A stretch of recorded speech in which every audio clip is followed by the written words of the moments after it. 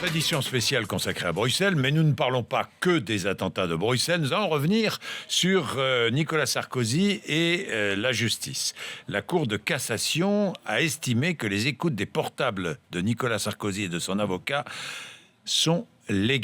étaient légales. La Cour valide la procédure contre l'ancien chef de l'État qui se retrouve maintenant sous la menace d'un procès en correctionnel.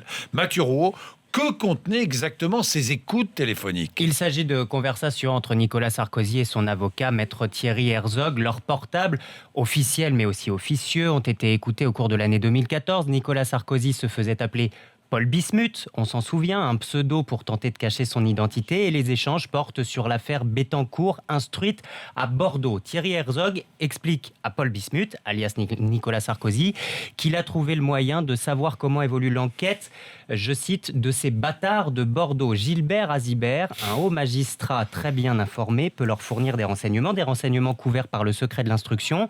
Et en échange, Thierry Herzog conseille à Nicolas Sarkozy de remercier ce Gilbert Azibert en facilitant sa promotion à Monaco. Oui, ces bâtards de Bordeaux, c'est d'un niveau, mais franchement, la classe politique est d'un niveau.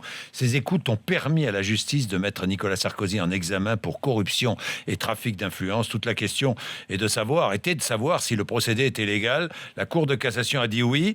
Quelles conséquences possibles pour Nicolas Sarkozy ? Eh bien, les juges qui sont en charge du dossier de ces écoutes ont deux options. Soit elles décident d'un non-lieu, soit elles estiment qu'il faut aller jusqu'au procès. Et dans ce cas-là, la date de l'audience sera connue dans le courant de l'année. Le procès pourrait se tenir en 2017. Le pire des scénarios pour le président des Républicains, qui envisage sûrement une toute autre occupation pour 2017.